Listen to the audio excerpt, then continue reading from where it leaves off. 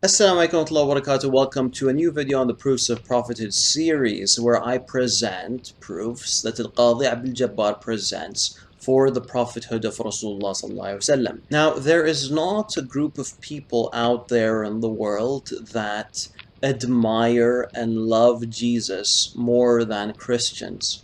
And when the Prophet, peace be upon him, dealt with them and interacted with them, he went completely against them by claiming that they were wrong about the identity of Jesus. Now, the claim that the Prophet, peace be upon him, made, which is that Jesus is a prophet, a man, and not divine and not God, is a very risky claim because he's putting his prophethood on the line. I mean, isn't it likelier that the Christians are correct about the identity of Christ? So a false prophet would look at the different routes that they could take, and there are two routes that seem to be somewhat safe. Now, after accepting the claim that Christians made about Christ being God, a false prophet could either accept that Christ was indeed God, or that Christ lied about being God. Instead, the Prophet, peace be upon him, rejected both and said that no,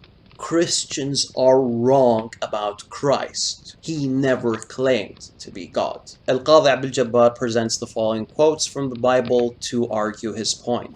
And Jesus cried out and said, "He who believes in me believes not in me, but in him who sent me." Jesus said to them, "If you were Abraham's children, you would do what Abraham did, but now you seek to kill me, a man who has told you the truth, which I heard from God. This is not what Abraham did. He who does not love me does not keep my words, and the word which you hear is not mine, but the Father's who sent me. If anyone hears my sayings and does not keep them, I do not judge him, for I do not come to judge the world, but to save the world. He who rejects me and does not receive my sayings has a judge. The word that I have spoken will be his judge on the last day. For I have not spoken on my own authority. The Father who sent me has given me commandments what to say and what to speak." And he withdrew from them about a stone's throw and knelt down and prayed, "Father, if thou art willing, remove this cup from me.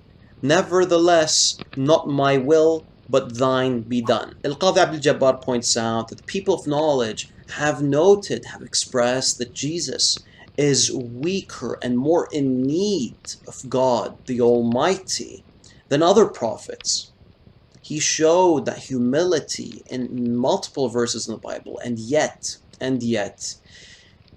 Christians still claim that he is God. For further reading, please do check out Bart Ehrman's How Jesus Became God for more proofs that the historical Jesus did not make this claim, but in fact was a prophet. Now, please remember the initial point that I was making.